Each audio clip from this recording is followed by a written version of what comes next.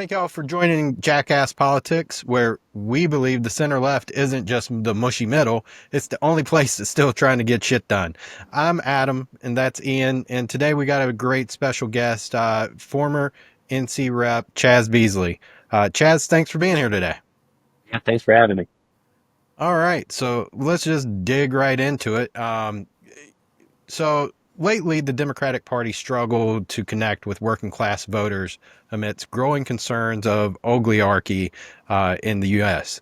What do you think that the party could be doing better in terms of reaching the working class voters? And then also, I'm going to even push it further because we've also lost people of color and all that. So, what? Give us your basic synopsis. What do we need to be doing better? Yeah. So I would say there are really three things that we've got to step it up on. Number one, we've got to make sure that we're actually communicating with people. In other words, you got to talk to people in a way that they can understand what we're trying to say. Um, I give people this example all the time. The way that I talk with my friends is not the way I talk with my grandmother, right? My grandmother has been literally a faithful Democratic voter since the Voting Rights Act passed, and she has been to a grand total of one political event, and that was when her grandson was running. So, but she's a voter, and so there's some things that I can have conversations with her about, and she's not going to know what I'm talking about, and Mhm. there are going to be some things that she's going to know exactly what I'm talking about. So we can't talk to everybody the same. And I think sometimes we try to, talk about it like, oh, well, we shouldn't dumb it down for people. It's not about dumbing it down for people. The point of talking to people is communication, is for them to understand what we're trying to say and the ideas that we're trying to convey. So we got to do a better job on that. That's number one. Number two, we got to recognize it's not the 90s. We got to meet the moment. We can't try to, dust off the old playbook and say, oh, if we just, you know, deliver on lower marginal tax rates, everything's going to be cool. No, you got to remember, like, the time that we are in is unlike any time that we have seen in recent memory. So we got to step it up when it comes to actually having a conversation about the moment. We got to meet this moment. And number three, we got to actually show a little bit of fight. I don't know what it is. I think you're starting to see a sea change, but at the beginning of the year, I can just tell you everybody just seemed so flat and Yeah. deflated, and it just seemed so sad, and we were just so mopey. And I understand that we can't, again, expect the world to be like it was in 2017 because 2017 is not 2025 either. That's part of meeting the moment too. But we got to remember that it's about time that if we really think that the times that we are in are dangerous times, we got to treat them like dangerous times. We can't pretend like everything's just, you know, business as usual. Yeah. Everything's gonna be all right. Like that's not how we gotta operate, y'all. We gotta step it up. And so I think those are the big three things that I just think we got to do a better job on. Yeah, I think so. You made a great point about, like, in particular, and we have this conversation a lot about how you talk to people, how you talk to voters, and one of the key things is that, like, you have to be yourself, right? You've got to be authentic, you've got to be real, but at the same time, you can do that and still talk to people in different ways, and that's something that I think kind of gets lost in the authenticity equation. Is that you think you just have to be this one version of yourself at all times, regardless of what situation you're in or who you're talking to, and that's not necessarily the case. Like you said, my parents are going to be spoken to differently than somebody's going to speak to me, or that's going to speak to a 20-year-old voter who may be voting for the very first time. They all have different ways of communicating. They all get reached in different places. So I think that's a really good point. And you mentioned, and I kind of want to talk about that a little bit more, the how we need to find our fight, because that's an extremely important thing. And to me, and I think you'll probably agree, that starts with sort of a centralized message, right? As a party, you've got to know what you want to fight for and what you want to fight about in order to have that fight. Do you see Democrats getting better at that lately?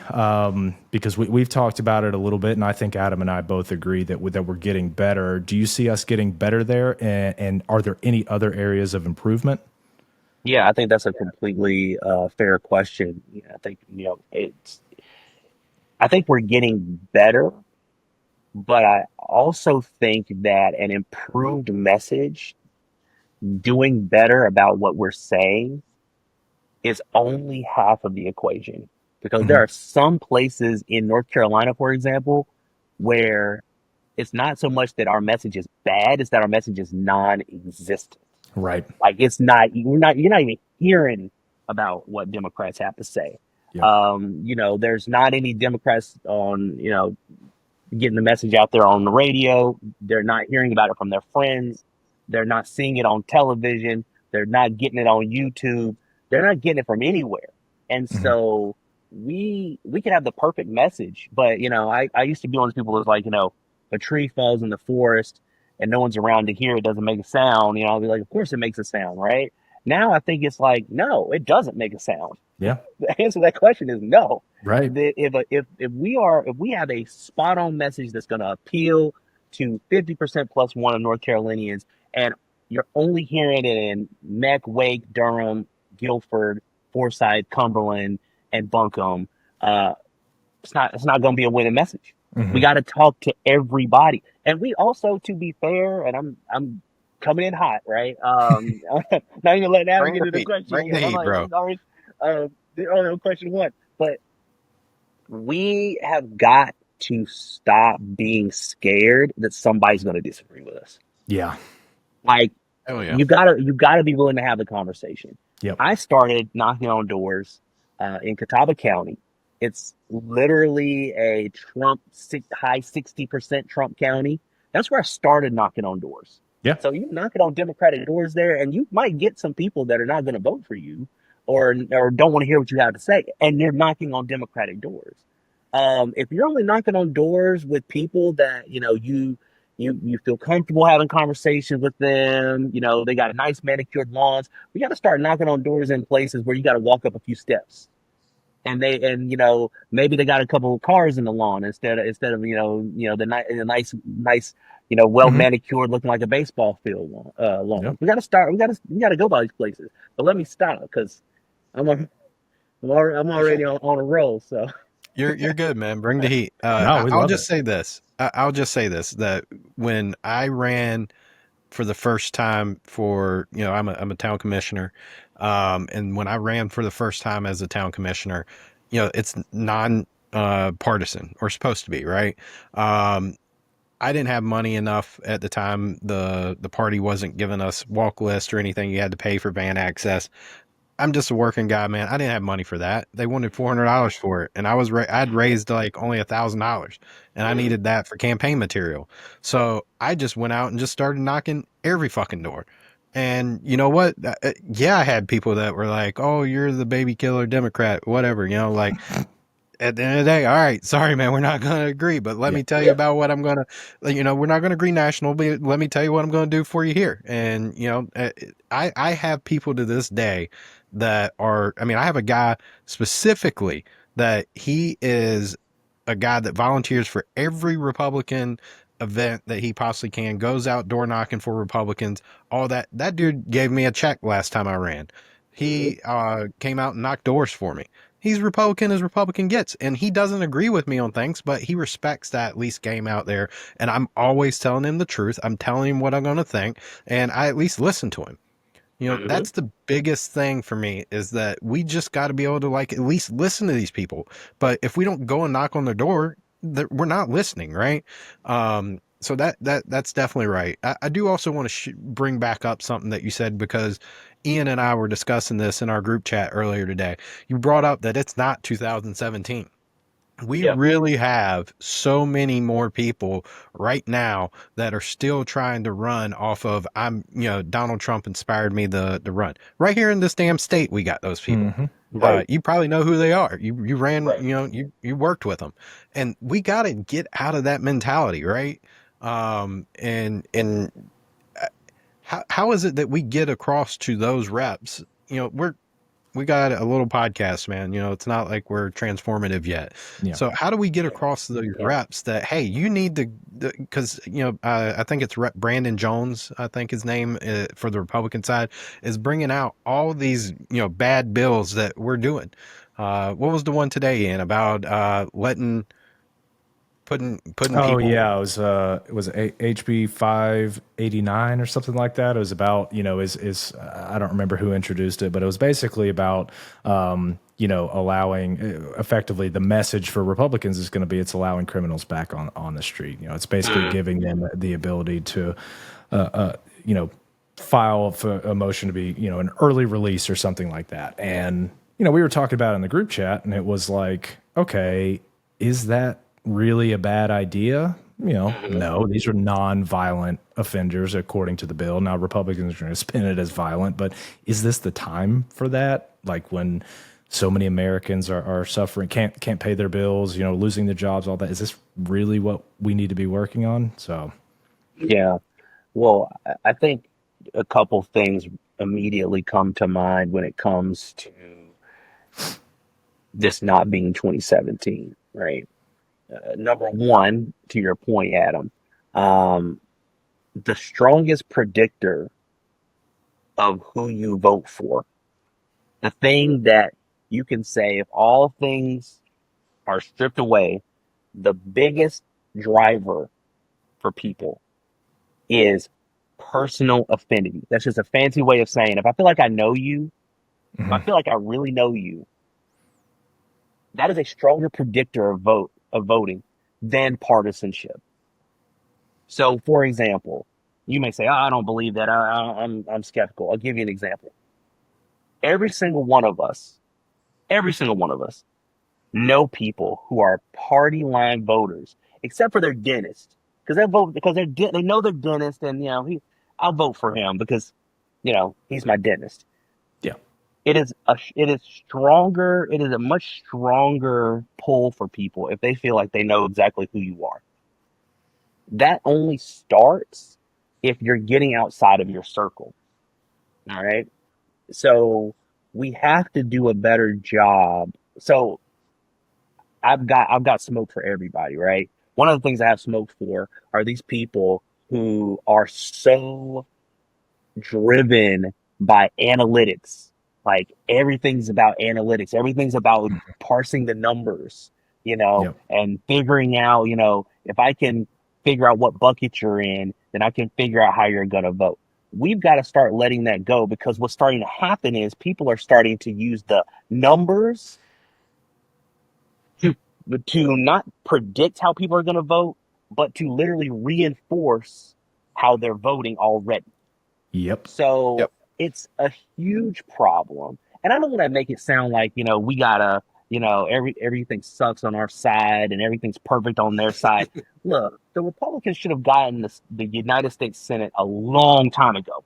Mhm. Okay. But they kept running people that some of them were kooks. Like you remember Christine O'Donnell, I'm not a witch. Remember her? That was supposed to be a winning Or race for them. Herschel So Walker. yeah, Yeah. like Herschel Walker, holding up his badge like he's, couldn't draw McGraw or something. Like, dude, Oh my God. like, come on, man, for real. Like, Yeah. you literally got a badge from Walmart, and you're over here trying to talk about how you're like a sheriff's deputy. Like, dude, really? But again, they've blown plenty of races, but we have convinced ourselves that everything that they do is perfect and strategic. Let me tell you right now, I hate to bust anybody's bubble, but here's the deal. The Republicans are doing stuff that doesn't make sense to do either. They're Mhm. not masterminds and we're, idiots tripping over our feet. But sometimes I think we do get scared of our own shadow. We're always concerned that it's almost like, I'm gonna say always. I'll say that there are some people on our side who approach every issue as though we are on the back foot. Like there's no way that anybody can agree with us from jump. Like they don't start out by saying, this is what I believe, and I actually think this kind of appeals to people, right? I'm a Democrat because there are plenty of things, and I grew up in a pretty conservative part of the state. Plenty of things that I, as a Democrat, think a lot of people agree with me on.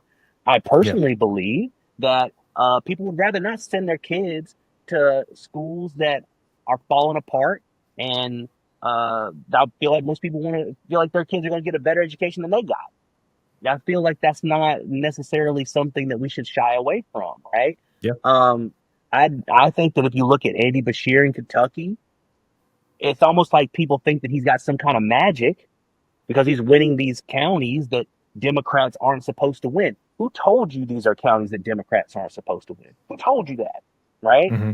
Um, and we, frankly, in North Carolina, we have a really good test case because the Republicans put up the worst possible candidate they could possibly put up for governor. So we already know where our ceiling is in all the counties. Yeah. We know kind of like I hate to say it, like as much as we're talking about how we should go to everybody, if you voted for Mark Robinson after the campaign he ran, I don't know if you're gonna, get convinced to vote for us. I hate to break Probably it to not you. bringing you over.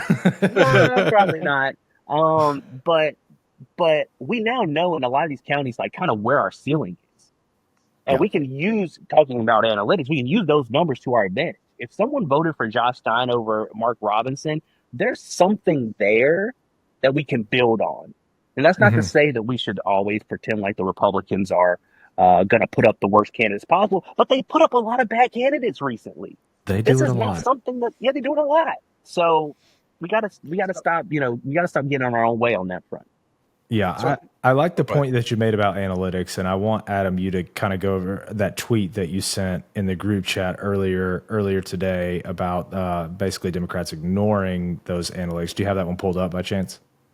I can get it in like Okay. Well, two. anyway, I'll screen cap it and I'll put it up here. But it was basically like I don't remember who it was, but he said, you would not believe the number of Democrats who pay me to do all this research and get all this analytical data, and I send it back to them, and they refuse it because it basically doesn't fit what they already believed before they got the data. And you're just like, that is the problem. So the pre-existing like idea that I know everything, and if the data confirms it, then it's just okay. Then that's what we're going with. And if the data does not confirm it, well, then there's must be a problem with the data because I know I know that I'm right. So the analytics is it's only as good as you use it. Like what do the people say? You can make numbers say just about anything that you want them to if you look at them a certain way.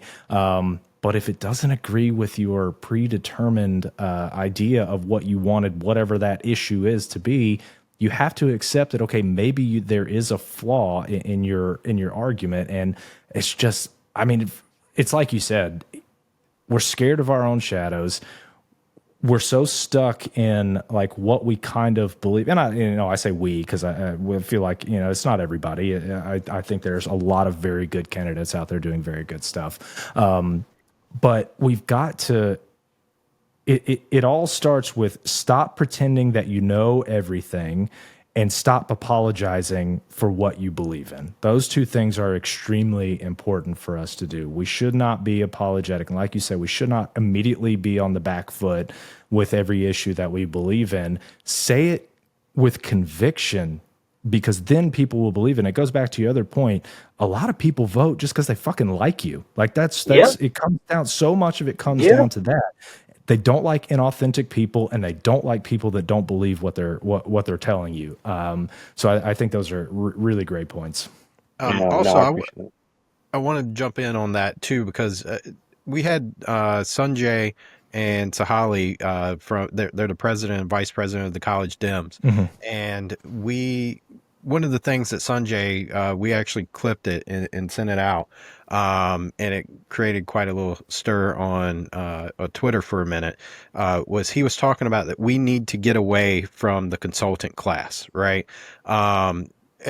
You've been an elected rep. You also ran for lieutenant governor, if I recall correctly, right? So you've ran some very large campaigns, and you've probably been in the room with some of these consultants. What do you think of the idea of? Because my idea is, yeah, I mean, there was a consultant that popped in. And he was like, "Well, we're the guys with all the tech and all this other stuff, and blah blah blah. You can't, you don't know what you're talking about." And it's like at the end of the day, I'm like that's fine. You can have the tech. You can bring all the tech. You can help us out on that. Let us control our own messaging, right? Like that is what, I go out and I determine what I'm going to run on in my elections by going out and door knocking and talking and holding, I do a coffee with the commissioner events and stuff like that. I just talk to people about what's going on. What do you care about? I'm very active in my local. Our Facebook has like a local Wake Forest fake Facebook page. I'm always reading what people are caring about, and that is what I use to make my message. Like I'm supposed to be a representative of the people, so why don't I let the people tell me what it is that they want me to run on? Right. And that's the biggest thing. I helped a candidate in the election last year, and I kept trying to say, like, look, what's big around here is traffic and housing and housing affordability. We also have a problem with daycares. We have a problem with preschools. Like these are things that people care about, and the things that the party and the consultants kept saying are, well, the number one issue is women's rights, and then the second one is these school vouchers, and that's the two things that we're going to use our TV ads on, and we're going to do all our mailers on all of that. And it's like, at the end of the day, that didn't work.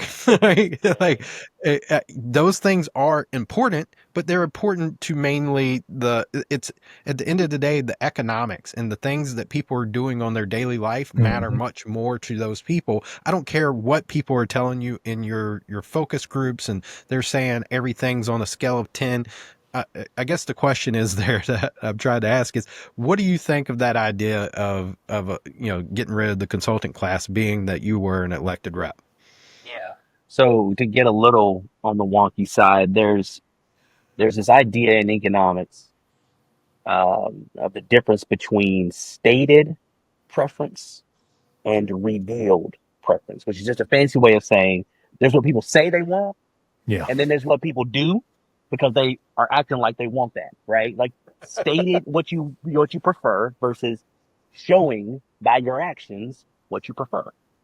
Um, and oftentimes we have people who go around and they say, well, we asked voters what they wanted, and they said they wanted this. But when you look at how they're acting, they're saying to you something completely different. So that's an example. Your point, Adam, is so important because it's an example of the fact that people can say, I want X, Y, and Z all they want. But if they're sitting in traffic every day and they're cussing and fussing the whole drive, that's a more real concern to them in their everyday lives. So I think part of it is that we have to remember what I think sometimes we get too far away from the original point behind some things in politics, right? So we have gotten to a point where some people believe that you hire consultants to make nice glossy mailers for you and to make slick TV ads for you. But the key word in consulting is consult. It's to give you advice. It's to it's to use the fact that you have experience to inform people's campaigns. So part of it is we got to get back to basics, right? And look, I'm not begrudging anybody for making a living. I'm really not. I'm not begrudging anybody for making a living. But there are some aspects of politics that there is more money in than others. Mhm. And you know, there's always going to be a little bit of a disconnect there if the way that you fund campaigns is through certain mediums, and those mediums are going to get more people that are more interested in going into that part of it because as we know there ain't a lot of money in it for a lot of people in politics who are down at the bottom of the ladder. Yeah. um I mean, the other piece of course is that, look, I'm a big I mean, I know you know this, politicians love sports analogies, but whatever, I'm going to be stereotypical, I don't care. um I want if I'm hiring a coach, I want a coach that's gonna win. All right. I think sometimes in politics we get people who have done it before, and we think because they've done it before that they can do it again, rather than actually figuring out how, like, does this coach have a winning record, Yeah. right? Does this coach actually, is this coach actually showing that they can actually win races, or are they just done a lot of races? I mean, there's definitely some people you can hire that have a lot of experience, but sometimes experience is just you have enough time to make your bad habits stick. And so I think that's a big part of the political ecosystem too. That there are just some people, they've been hanging around long enough, they've done long enough, they've done enough campaigns for long enough, and they say, "Oh well, I've done this many campaigns." But yeah, but how did you do on those campaigns? Yeah. Yeah, I agree with that, and it kind of it sort of cycles back to another point. Like Adam and I talk about a lot. Like people like winners. Like in America, we like winners. We don't like losers here. But you look at like and this goes back to another point about a different era of politics too. You go back and look at the Harris campaign, and you've got Jen O'Malley Dillon and David Plouffe, who are relatively very accomplished, but they kind of come from a different like and not saying it's easy to be on a campaign ever, but they come from a campaign that had a generational political talent in Barack Obama, right? Like I'm not saying that I could have run that campaign or anything like that, but I think they still think that we're in that era, and there's so much of that in the Democratic Party, not just consultants, but the old guard from top to bottom running campaigns, in the DNC at the state level. North Carolina's done a great job of getting Anderson Clayton, somebody young and with new ideas and fresh abilities. Like that's fantastic. We need more of that across the country, but we always talk about getting consultants out, and I think that's important. Like you said, there's a space for consultants to provide you information and advice, but then it needs to be down to the candidate to kind of like, okay, this is my experience with my constituents. This is what, when I talk to people, they tell me, and then make your decisions from there. But we've just got so much of people from sort of a bygone era of politics still trying to make their strategies work, and it goes to the conversation that basically everybody's having right now is we need younger, fresh ideas, people that are ready for 2025 and 2030 and all the elections that come after that. And, that's not the people that were on the Obama campaign. That's not the people that were on the Clinton campaign. It's not even the people that were on the Biden campaign, right? It's new, fresh ideas, new people. So, go ahead, Chaz. If Oh you no, want go to for it. I was going to change gears a little bit. So I wanted to put you on the spot for a second. I know that you've ran before. You ran some big campaigns. Are you looking to get back in the arena at all? Well, I just had my first daughter, my first child. Congratulations. Me and my wife. She's 8 months old. Wow. Yeah.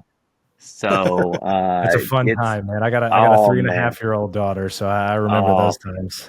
I'm so yeah. No, I can't wait till we're at that stage too. I know you're very proud, but Enjoy every um, minute of it, man. yeah, no, I'm definitely enjoying it. And it's still surreal. Sometimes I look at her, I'm like, man, I actually created like a human being. Like Major. there's a whole like human that I helped create, right? Yep. And it's just trippy sometimes to just look Oh yeah. at her. And I'm like, wow, you're actually here. Like you're not just like a concept. You're Nope. like here. I know Um, that. but I've always told myself before I ran that I was not going to be one of these people that needed to sit in a big chair and have honorable in front of his name to feel important, right? And so, um, opportunities present themselves, but I'm not going to just run for something just to run for something. I'm very happy being a dad. I'm very happy, helping out in ways that I can. Um, but I just don't want to be one of those guys that's like always angling for the next, how can I be important again? Yeah. I'm chilling right now. I'm enjoying spending time with my wife. I'm enjoying spending time with my daughter. I'm enjoying spending time with my family. Um, and so, I'm definitely not going to be one of these people that's going to sit on the sidelines forever, but I don't need a position to do that. I'd rather help where I can, do what I Yeah. can, help candidates where I can. If an opportunity presents itself, we'll see. But I'm I'm not going to be one of these people that's just going to be like, I have to be something. I gotta Yeah. jump in. Give me something to run for. Not going to Yeah. be me and can't be Yeah. me. Paradoxically, that's actually the kind of candidates that we need, right? The people that don't just need that, the people that actually want to do it for a reason. So that's great. Yeah. I And appreciate then, that. so I want to be a little bit of a wonk here for you a little bit. Do Since it. you've been in the policy side of it, one of the things that drives me up the flipping wall is that our NCDOT right now is going, I think, estimates between 12 and $13 billion in the hole. Hmm. And I have projects in my town that were on the books to be done prior to me being elected, and I'm going into my 6th year coming up, and those projects still are not done. Yep. How would you solve the problem of NCDOT being underfunded? One, we've got to start doing more things to get cars off the road when it comes to giving people more options to get from point A to point B without having to drive. If you want to drive, that's cool. And we got to make sure that if you want to drive, that you have that ability if you so choose, right? But we also got to make sure that if you want to walk to where you live, to where you live from where you work, cool. If you want to, if you want to take a train, cool. We got to give people more options, right? That's number one. Is thinking about all the ways that people can get around and making that work for people. Um, but one of the things we have to be very, very clear about, because I was on the transportation committee when this originally came up. DOT was just completely underestimating how much it would cost to build a lot of these highways. Hmm. They were underestimating how much it would cost to particularly buy the land, by what's called buying the right of way around a lot of these projects. And they were putting in a lot of bells and whistles that just weren't matching. I remember when I was in the on the transportation committee, and they said we have this model that's gonna tell us what's gonna work. And I asked them, I said, how do you know that your model is not just gonna do a good job of just predicting what has already happened? Like, how do you know that your model is actually going to be able to predict what the cost of building these roads are going to be in the future? Now I Yeah. know we saw during the pandemic, everything got more expensive, including the cost of building roads. Um, we have the second largest road network outside of Texas. We are the 28th largest state by land area. So we ain't nearly as big as Texas in terms of land area. But we got to start thinking about ways that people can get around without driving. Yeah. That is expensive. And we also got to start thinking about the fact that a lot of places, because of the formula that we use, the way that you move up in the formula is by traffic getting worse in your area, right? So if you really want, we can really go into the weeds. Basically, there's something that's called STIs, and it uses a formula. One of the things that is in there, one of the things that they put into the computer is how bad traffic is. And the way that you move up is by traffic getting worse in your area. And so there are a lot of people that are saying, I want my traffic to get worse because then we'll get roads faster. Nobody's saying that. No. No one thinks like that, right? No. Now it's better than people back in the day just basically, being like, hey, build my road and I'll vote for you. That's vote for your bill. I mean, that's better, but we got to start thinking about redoing that formula too. Yeah. And the other piece, of course, is that look, cars are getting more efficient. You can get from point A to point B on a lot less gas. So gas tax is not going to keep up. It hasn't been keeping up, and it's not going to keep up.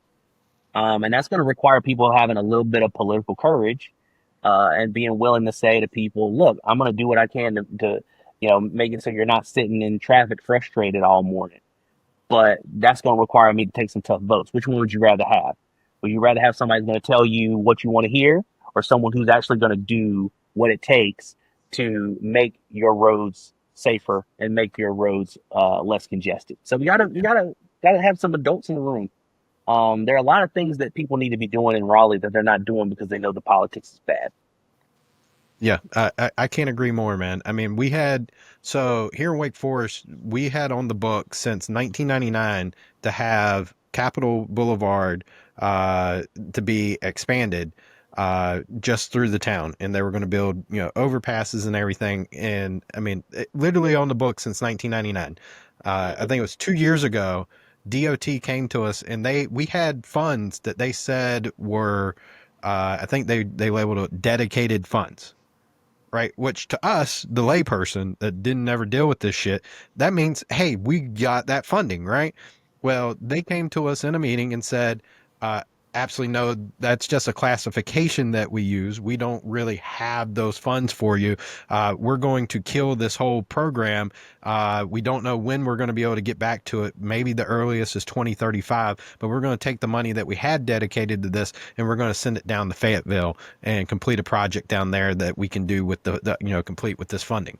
So now we're having we're having to think about putting in toll roads to be able to get into our town, which I don't want to do. I don't think it's Right. a great idea, but I also don't want, I mean, they're estimating that at two of our busiest intersections going across Capitol, that if we don't do anything, that by 2030, it's going to be 12 minutes that somebody has to wait at a light. That's not sustainable either. No. So it's like, me as a town commissioner, do I want to get kicked in the right foot over here by having it where we're waiting 12 minutes, or do I want to suck it up and get kicked in the other shin because I want to put a toll road in?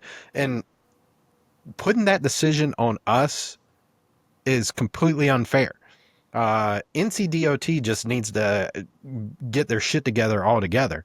You want to really get in the woods or the weeds. You know, uh, I came up when I was running that I wanted, we ended up getting some ARPA funding. I think we got like $14 million. And one of the things you could spend it on was infrastructure projects. So one of the things I was like, well, I love the idea of using AI lights, right? So basically, to explain it, is you have little cameras that you attach to the lights. All the lights in town talk to each other lights, right? So that they know where your cars are grouped at, and it's able to have it where they keep your group of cars. It's not meaning you won't ever catch a light, but it means that it's going to be more efficient, that they're going to follow your group of cars and try to keep you grouped together and sitting at lights as little as possible. So NCDOT, shortly after I got elected and talked about this a lot, there was a WRAL, which for those that are not in North Carolina, that's a regional um, news station here in Raleigh. They had an article with the NCDOT that said, we will never consider that because what we think is a better idea is somebody sitting in Raleigh with, they can see in real time what happens and they can make the adjustments personally. So to me, it tells me that NCDOT is more concerned about protecting jobs and being a jobs program than they are about actually getting shit done. And that's what we really need to focus on. We need somebody in NCDOT that is going to come in and just literally rebuild it from the ground up, because that mentality has to fucking go. Have you read Abundance yet by chance? Because that was It's going to on be my list. I haven't read it yet, but it's definitely on my well, you list. get the gist though, right? Yeah, I've heard of. Yeah, it's been all over my Twitter feed. And no, It's I'm not calling it X. it's I'm the calling it thing right Twitter. now. Yeah. I'm not calling it X. We call it Twitter. We don't either, bro. But yeah, no, you guys have read it though. Y'all read it? Yeah. Yeah, I just Yeah. finished it today. Yeah, so Uh, we've kind of been on the abundance train since before this book came out, and it's all about getting shit done, basically. Just getting the things that you intend to get done, cutting out the red tape, the bureaucratic nonsense where you can. I mean, obviously, it's not just deregulate every industry out there and build shit, but it's all about getting shit done, which I think is extremely important, specifically for Democrats. yeah, I mean, I will say there's one. When you're talking about transportation, for example, we're talking about getting from point A to point B. Um, it's just really expensive to build stuff in our country right now. It's just really expensive. There are a lot of hoops you have to jump through. Yeah. And we could definitely get a lot more. a lot more stuff built if we did cut the red tape, right? It just should not cost millions and millions of dollars per mile to build a lot of this stuff. Yeah. And we just gotta do a better job. We gotta do a better job of figuring out not only how to make things better in people's lives, but to also not be scared to say, "Yo, we did this for y'all." Like, Yeah. we're like, I'm not trying to relitigate the last 4 years, but if if you look back over some of the things that have been delivered for people over the past 4 years, and some of the improvements that have been delivered over the past 4 years, and how we didn't want to talk about it because we were scared that somebody was going to say that's not true. Yeah. I don't care if somebody says it's not true. I'm gonna Right. say, we have to be willing to say what we're actually doing, and when we're delivering for people. We've got to be willing to say it.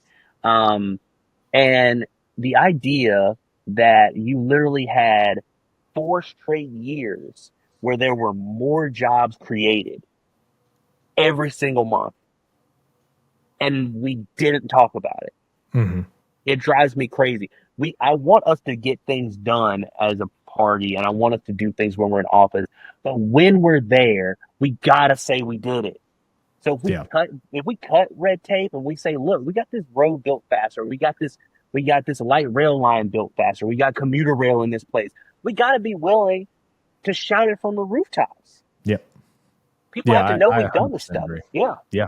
That's it's extremely important to show like that what you've done is providing tangible real benefits. If you build something for someone, show them that you built it for them, show them that you got it done. And we had Emma Mont on a couple months ago, and that was one of her big things is, you know, if you do it, show people that you did it, that you are the Mm-hmm. reason. And even if Mm-hmm. that's years down the road, because a lot of these things take, 3 years to permit and then 3 years to go out and get bids on it. And then, you're some of this stuff is just a slow burn. You're decade or something before, and it's okay to go back and be like, hey, look, we did that. I know it's just now getting here, but we did that. So it's Yeah. extremely important that we show these things off because, Adam and I have talked about it a lot on here. If I was ever going to be a politician myself, I could probably sum it up in a real short sentence, and it would be build shit for people. Like that's all that I want to do. Yeah. If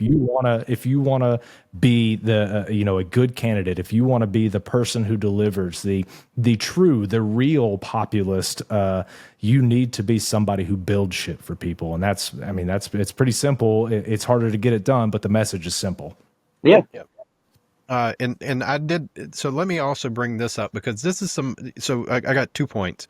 One, at the end of abundance, one of the things that they also talk about is that, we got one of the largest infrastructure deals done since Eisenhower, right? And we're spending, we're going to get all this different stuff done.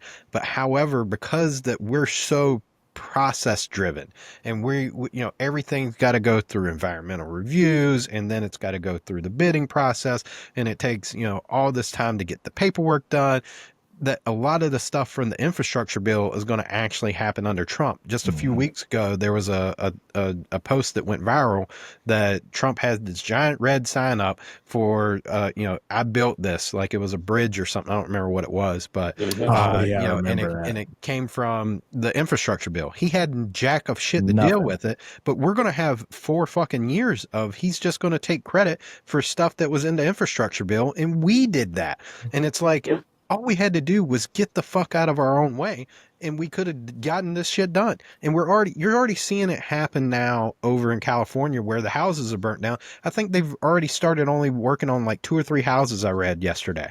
And it's like, what the fuck are you doing? Yeah. Like, Right. get the fuck out of the way and let people rebuild. We need people in California. We're going to lose representatives from there when they do the census again, right? Yep. On top of that, I would also add, I flagged a tweet that I read right before we got on. So Larry Fink at BlackRock said, "Today we're standing at the edge of an opportunity so vast it's almost hard to grasp. By 2040, the global demand for new infrastructure investment is going to be $68 trillion.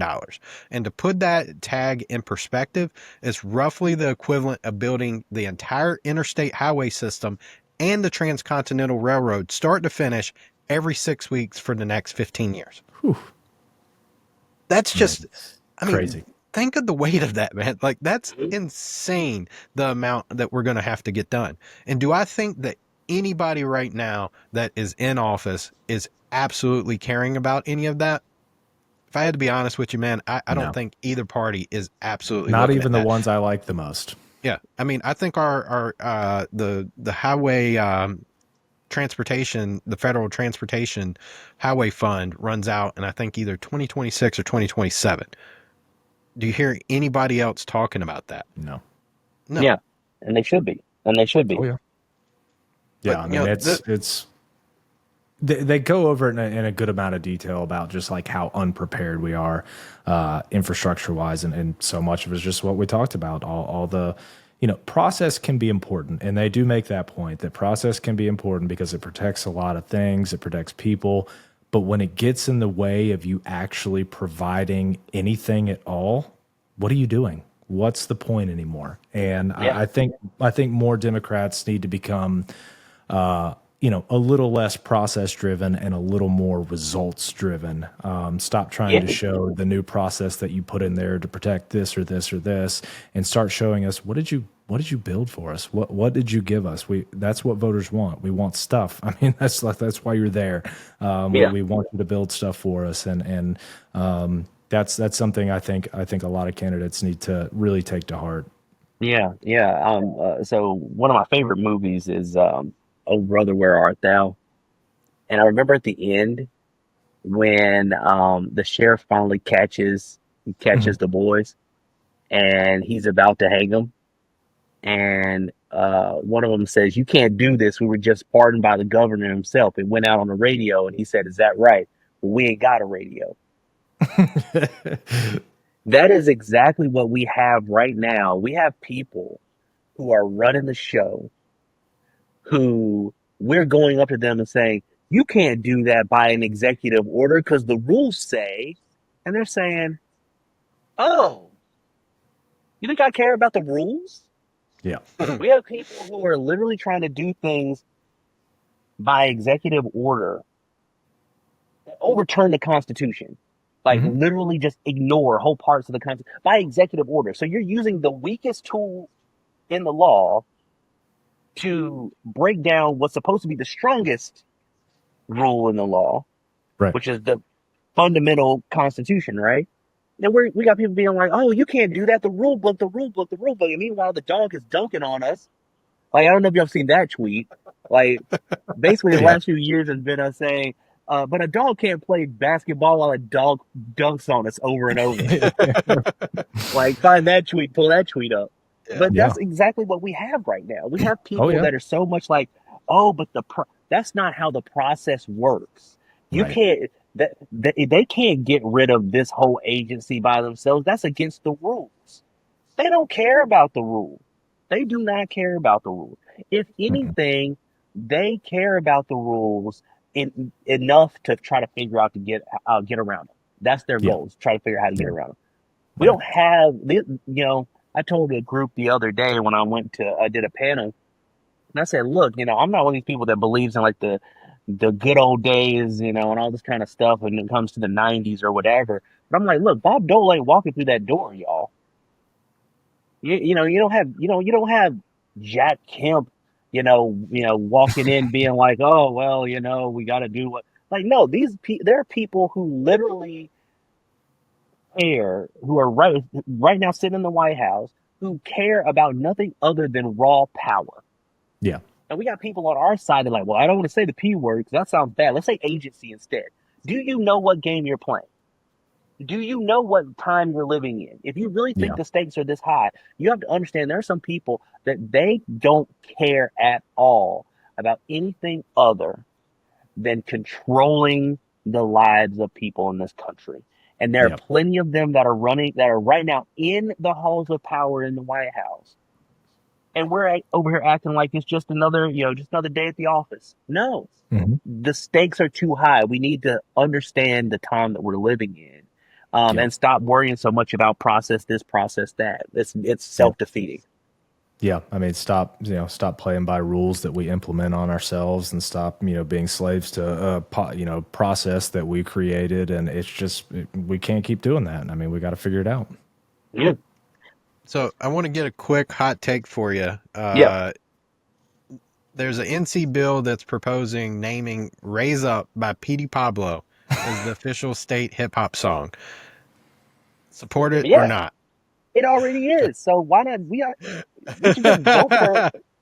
We should just vote to make reality law. Like, Yeah, there you I'm all go. for it. Look. Let me just put it this way. Let me put it this way. If you go to anybody who is between the age of 25 and 44, and you say to them, "What song do you think? What's the first song that pops in your head when you think of the state of North Carolina?" They're going to literally say, "Raise up, take your shirt off, twist it around your head, and spin like a helicopter." They're going to finish the lyrics. So let's Oh get yeah, real for sure. here. Let's I just mean, they do it. play it at the Hurricane games all the time. I'm Yeah. sure it's probably wider than that. Exactly. Anybody that's ever been to Exactly. a Hurricanes game. Exactly. And I think that, the next thing we should do is, after we give people the Longleaf Pine Award, we should also give people like a towel so they can twist it around their head and spin it like a Raise up. helicopter. Like, it should come with it. Once they pass it, like, give Yeah, everybody the t-shirt. Give them all the I love it. t-shirt. I love it. Love it. Well, Chaz, you got any final thoughts for us? I just want to, say to y'all, like, keep doing what you're doing. Appreciate it. It's important that we have spaces where we can talk about things and not feel like we have to, like, tiptoe around issues. Hmm. The stakes are too high for us to not actually, like, talk about what's actually going on and have a clear-eyed conversation about what needs to change. If we aren't careful, we're going to talk around issues and never get to the heart of the matter, and it's gonna hurt us. Like, let's be Yep. real. Like, Yep. I'm not one to quote Bill Clinton a lot, but he was right when he said, "If we win, they're gonna be fine. If they win, if the people that are running the show, in the White House right now win, it's not a guarantee we're gonna be all right." Like, Yeah. that is very true, and it's Yeah. not and I'll say this, it's not about, like, I'm not, trying to, paint either party with a broad brush, because I think there are some people on our side who get it, and there are some people on the other side of the aisle that get it. But at the same time, I will say, we need to treat this moment with the seriousness it deserves. And if we don't have people like you that are actually going to have that conversation and say, "Look, we need to talk about this," we're going to be in a world of hurt. Yeah. So we gotta do better. Yep. I agree. And Absolutely. that's what we're here for. And that's what we're trying to do. Call it like we see it on both sides. Call us out when we're not doing what we should be doing, and call them out when they're not doing what they should be doing, which is basically all the time. And for all of our listeners and viewers out there watching Jackass Politics, if you disagree with us, let us know. If you agree with us, let us know. If you just want to start a conversation, please do. We're on Apple Music, we are on Spotify, we're on YouTube, we are all over Twitter, because it's not X, it's Twitter. Where can people follow you, Chaz?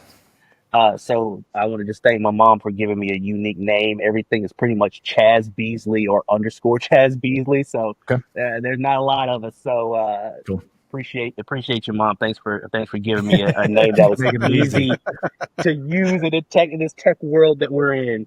Yeah.